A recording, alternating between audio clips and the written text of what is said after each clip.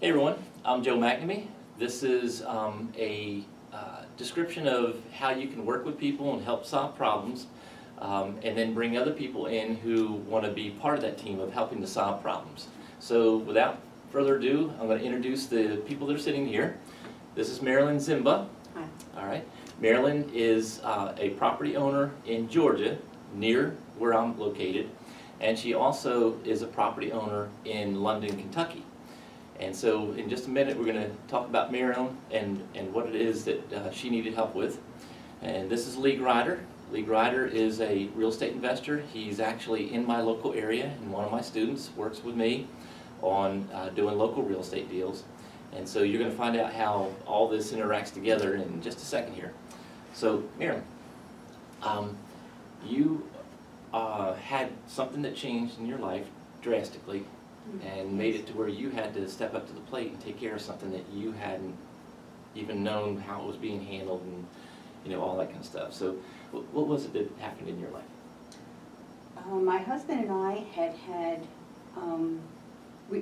I was part owner of a 3-house property lot, and my husband and I had bought out his aunt's estate next door to our property, and then so that jumps it up to four houses. And he felt as though there was all that acreage behind it, so he bought a house and had it moved onto that property. So now we have 5. And in 2006, Bill and I moved to Georgia. It's 550 miles away.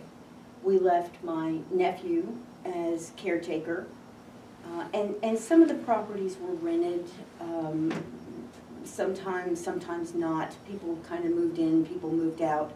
They were nice homes, and I said were, because for the 7 years that my nephew lived in these properties, from one to the other, they were destroyed. And I'd only been back to Kentucky to go through and visit him once at night, having full faith and trust that he was caring for the place, and none of the places were kept. None of them. Now at that point in time, Bill was pretty much the kingpin handling what was going on in Kentucky while you were living here, because you were working full-time as a nurse. Correct. And in 2010, March of 2010, my husband passed away. Wow, that's been 4 years ago. Things dramatically changed.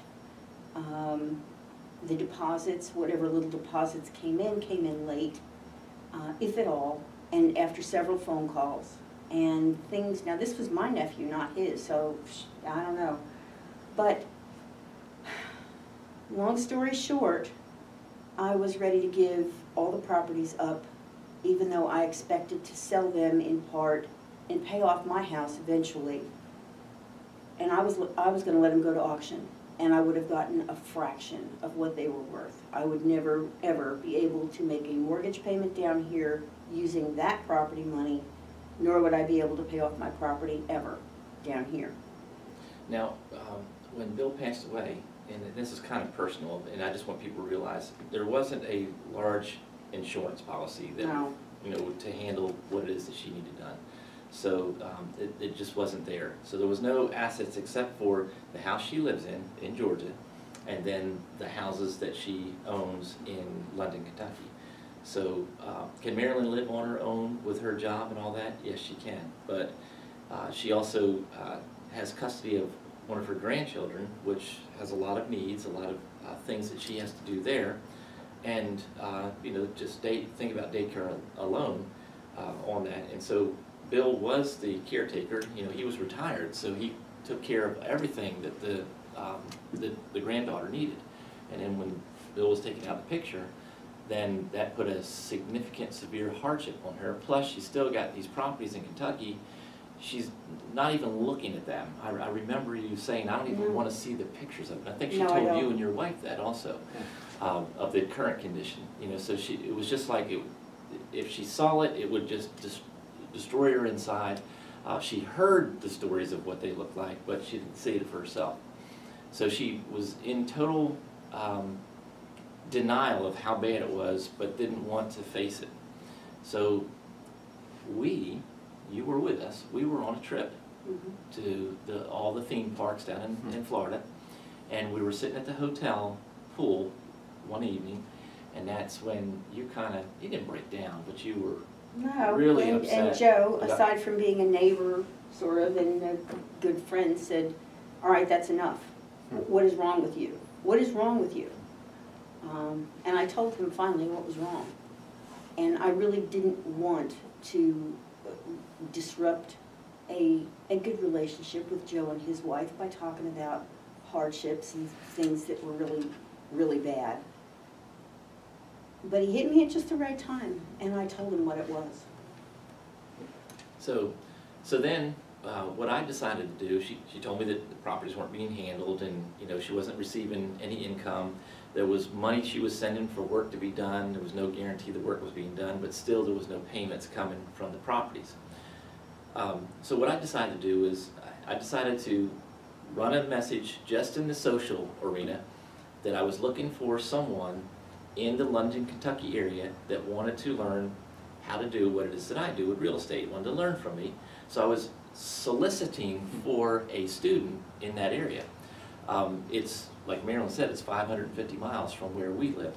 So it's not an area that, I always tell all my students, if you're gonna work real estate deals, you do them in your own backyard, and then if you get really good at this, then you can work real estate deals in other people's backyards, but make sure you have boots on the ground there also. So that's why I was looking for a student in the local area that I could train and then coach through and handle these 5 properties for Maryland. Okay, so then here comes Lee seeing that social statement that I made out there. And Lee, I'll let you pick it up from there.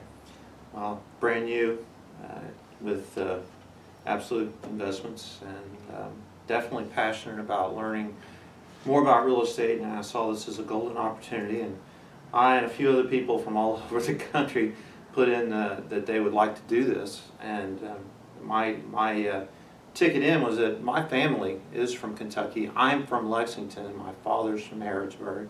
I knew London. I knew what to say or not to say in Laurel County, which is an interesting county in itself. So you actually, your father is like an hour from there or 30 minutes from here? I stayed with my father, actually. He's about an hour away. Okay. And it was in the direction, actually it was hardly 5 minutes off the road from my trip to my father's house. So it was really close. Okay. As far as going out there. All right, so what Lee had in his mind was, hey, if I jump in and do this, Lee's actually retired in my local area but has his real estate investing business he's just now building, he and his wife Lynette. And so time is not an issue for him. He could just hop in the car, with some family things that need to be taken care of, but hop in the car and head to Kentucky on a whim. And he would go and visit. As a matter of fact, it was during the holidays. It was right about this time last year. Yeah, that all this took place. And this testimonial has happened way after these properties were taken care of. But the bottom line is, Lee was going up there anyway to visit with his father. I had a bunch of people that responded to that message, but nobody was in that area, to include Lee. However, he was going there constantly and knew the area, so I was like, okay, well, we'll go ahead and give this a try. And he was already a student, so I was starting to get him to understand exactly what and how and all this stuff. So now, Lee sees it as a golden opportunity, which it is. I have a seller who's willing to present 5 properties to sell all in one or to sell each individually to one of my students for them to take care of. So that's in essence what we did. But if you remember what Marilyn was saying, she had 3 houses on one piece of property and then 2 other houses. So what we needed to do was first have the property surveyed and section off each house. So each house would have its own PIN number. It would be totally on its own deed by itself, so that then they could make the most out of the deal. So that's what we did, and that didn't take too long at all. And Lee was on the boots on the ground, meeting with the surveyor and going through all that. taking pictures of the properties and then letting me know, the conditions. So we had a little bit of work done, and actually, Marilyn, you're the one that had the work done with a friend on the blue house, right? One of the houses. Correct, yes. That's the only one he ever worked on, right? Yes. And it was just clean up the trash, get rid of stuff that was grown into the house and all around the house. So, so anyway, so then Lee picked up on, handling as the boots on the ground, and he started the marketing process that I teach. So the calls started coming in, a lot of people wanting to buy all 5 of them. Well, if we sold all 5 of them in a package deal, do you remember what the highest? 150. Like It was about $150,000. $150,000. Yeah, for all 5 houses. Well, I knew that she could get a lot more than that. Now, while we're sitting here, I'm trying to add up what the total dollar figure is on the very lowest amount that she would get out of this, and it would be about $260,000, if I remember right, because Yes. each one was sold for a little more than $50,000. Correct. Right. Mhm. So it's a little, it might be 270 or somewhere in there, but, so what we did was, Lee would set up meetings with buyers. He would 3-way me in. Either he was standing right there on site with a buyer, who then they both were on the same phone with me while I talked with them, or he was actually here and we would be talking, on my phone with the buyer, or he was at his office and we'd be 3-wayed talking with the buyer. So all serious buyers. Now, at first, we did all buyers because I was trying to get this off her back as fast as I could.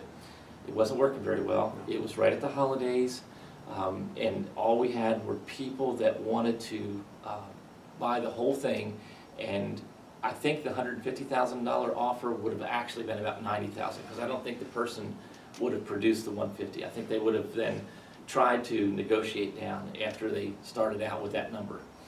But anyway, so it was frustrating.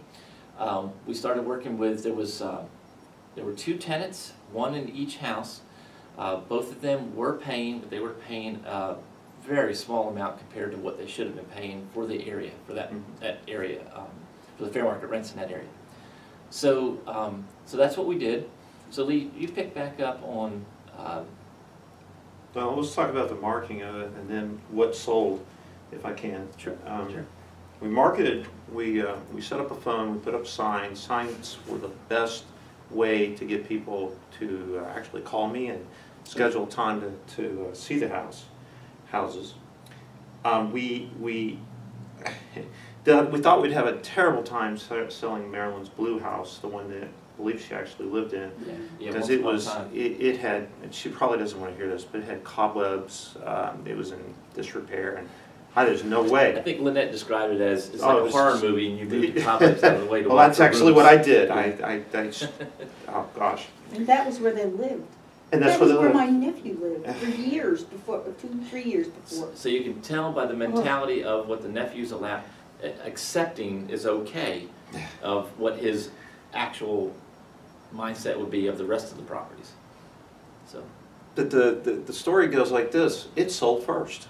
It sold first. It blew my mind, and the one that I thought would sell first sold last. And it was in the best condition of all of them. That's exactly right. It was a small house. Now, the one that sold last had, it was a 2-bedroom, 1-bath. Mm-hmm. But it was in great shape. I mean, it was fine. Everything was done to it, decent. But even then, the person that moved in had work done before she moved into that property. Yeah. So, but anyhow. So go ahead. Go ahead. Well, to continue, we made a few trips. I believe probably no more than 5.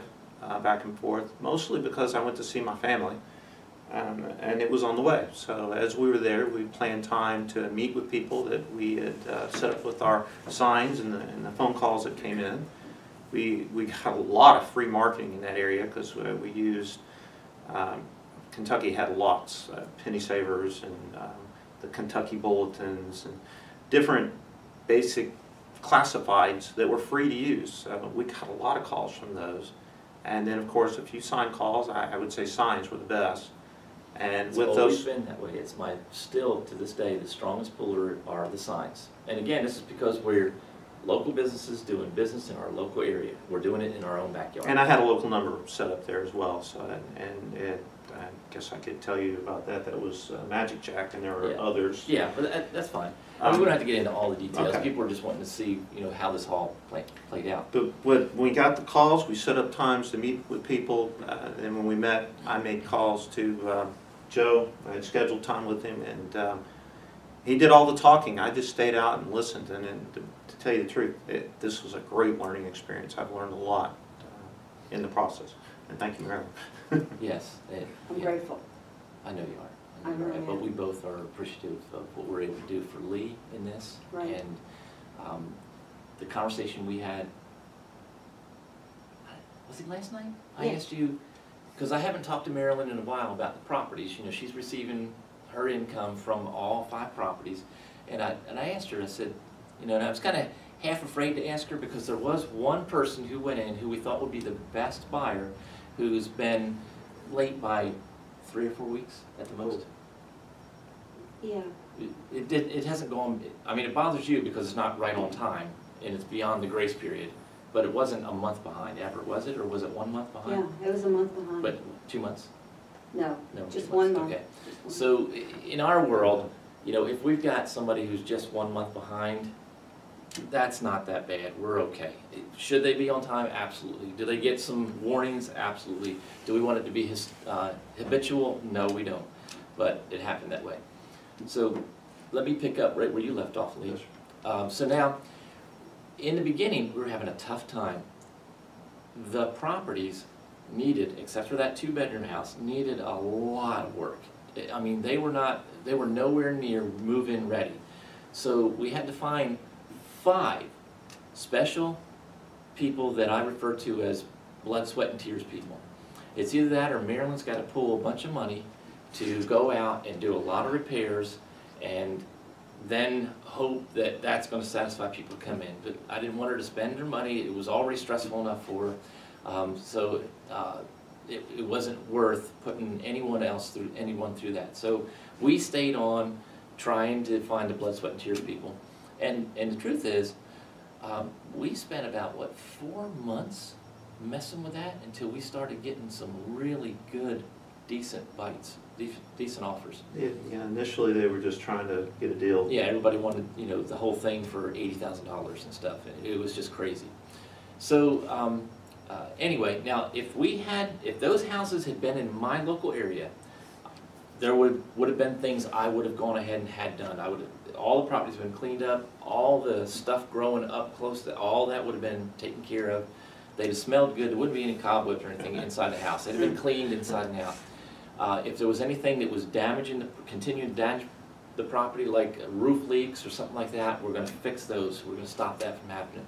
And then we would have then put our buyers list in front of the properties. So think about this. So Lee's marketing these properties in that area, and like you said, he used a Magic Jack, a local number for that. Now, is that my number? No. Is it Marilyn's number? No. Is it Lee's number? Yes. So when Lee would make all of these connections, Lee built a buyer's list for that area. So he has a buyer's list of all the people that are interested in buying real estate that didn't buy those houses. So now Lee has gone out and looked for other properties to put up for sale in that area that he can plug that same buyer's list into to see if he can continue to monetize what he started to do there. We still can do the same thing. Lee can do it if he wants. Put someone in place that's in that area to pick up. And there's been times where he's talked about possibly his sister and maybe not. And that's the thing. People sit there and they're like, I don't know if this is really real. I don't know if we really can do this or not. And we hear that all the time. I don't know if it's a scam or not, and all that crazy stuff. But the bottom line is, you know, Lee went and did it 550 miles away, did 5 trips there back and forth to handle these 5 deals. Did you recoup all your money that you spent on this? Yes. All right. So, and he made some money off of it too. He may or may not want to say that, but it's okay. So the next. I learned a lot. Yeah, well, you know, yeah, that was definitely valuable for you to just get a huge. It's so easy now to do one in your backyard compared to that. You know, it's that process, understanding the process and taking the challenge of the travel out of it. It's a whole new ballgame there for it. But is the real estate business perfect and, you know, without problems? No, it's not perfect, it's not without problems. Marilyn had a problem, so we identified it and solved it. Lee has a problem. His problem is he wants to learn how to do real estate. So we jumped in and solved that. He understands now. He's growing more things that he can do, but he understands that now. So here's how it ended up for Marilyn. Marilyn received, what's the grand total what you receive? You don't have to be to the penny, but ballpark on all 5 houses, what do you receive a month now on each one of those? You know, grand total. Not quite 2,500 a month. So, not quite. so you're receiving 2,400? Less than 2,400? About 23. Okay, about $2,300 a month. All of her all 5 of them, well, all 4 of them are free and clear. There's one that has a very small debt on it of about 11 grand, 13 grand? 18,000. So she has one payment, and that's how much per month? $343. So $343 goes out. Now, Marilyn also pays the taxes and the insurance on 3 of the properties. The other 2 are actually seller financed, actually sold.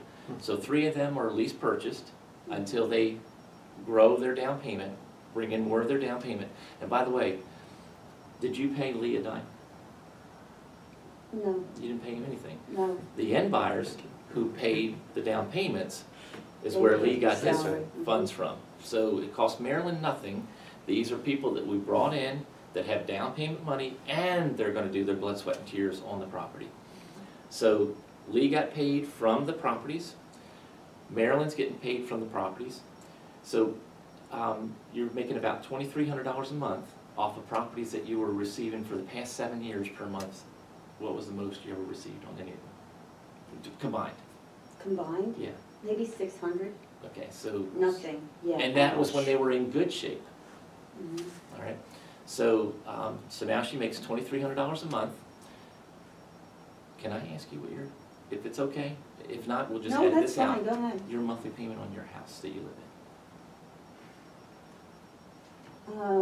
1,400. So about $1,400 a month is what Correct. your house cost Yeah. you, and you're receiving $2,300 a month from the properties in Right. London, Kentucky. Right. All right. Now, could any of these people move out of those houses in London? Sure. If that happens, what's she gonna do? Hey, Lee. Yeah, call me. And you don't, and y'all don't need me to be involved. If you want me involved, I can be, but you don't need me to be involved. You can just call Lee, and Lee can, if he has a local person, which there's a few people. Matter of fact, one of the buyers in one of the houses was interested, don't know how that's gonna play out, but was interested in becoming Lee's assistant in that area. So, yet to be determined whether that'll pan out or not, you don't know. But, you know, the first thing they do is come get some training from me, and then work with Lee with his current buyers list. Now, Lee will maintain that buyers list. That's his buyers list to share with that local person, all right? So, $2,300 a month coming in, Right. $1,400 going out on your house, so you're making $900 a month, plus your house is being paid for by those properties that you were going to just give away. That's right. Okay, so these are things that you can do to help other people. So identify the problem, solve the problem for a fair profit, and I guess that's about it. Do you have anything else you want to say? Most likely, had it gone as a big 5-house property for peanuts, they would have torn down my house. My house was at one point a beautiful house. It was beautiful. Stained glass windows, French doors. There's an in-ground pool in the backyard. It was a gorgeous house, and it sat on a lot of property. But they would have torn it down. The house that I raised my children and lived with my husband happily for many, many years would have been flattened, and I am very grateful. Thank you. Anything else? Well, I'm glad that I had the opportunity. My life with regards to real estate, I've tried a lot of different trainings, and you know that. Found that they were just there to take my money, And Joe, with Lynette's help, Joe was looked upon as someone with integrity that believed in, you know, a person doing, so long as he believed in him, he would give everything he's got, and he has with me, so. Well, all it takes is the right spirit, the right willing to reach out and help without gouging the heck out of anybody, and the motivation, and not just a bunch of whining and crying and complaining and, Joe, will you do everything for me? No, I can't do that, you know, but that's not Lee.